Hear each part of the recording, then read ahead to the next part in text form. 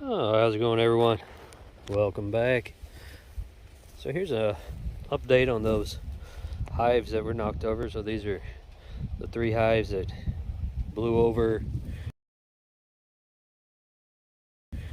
oh, I don't know, a month ago or something. I don't have a tripod with me, but let's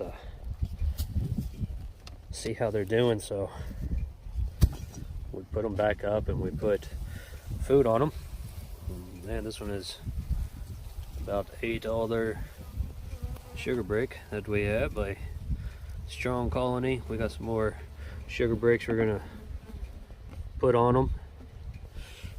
So that one is looking good. Let's have a look in this one. It's windy today. It's in the 60s.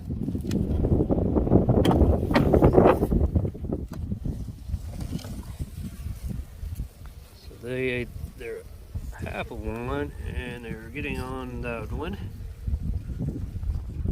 It's very nice. What a nice cluster of bees in these new boxes. So these were blown over in a cold front that came through, and they were exposed. We don't know how long exactly, but up to 3 days. One day for sure it was below freezing the whole entire day. I have a video on it if you want to check it out, but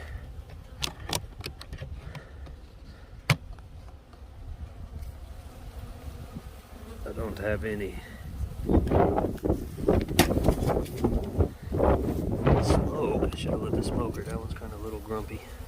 But they are eating their sugar cake as well. Nice colony. They are looking good. So, bees are really resilient. Even after everything that they went through, you know, they're looking good. Good colonies. Put this lid on. So we have another cold front coming through tomorrow.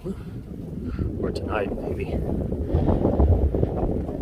And then we have another warm up going, and then another cold front, so up and down temps for sure. But you know, that's a update on those 3 colonies that were coming out. Sorry about the not having a tripod or anything, camera light. I'm gonna do a quick update.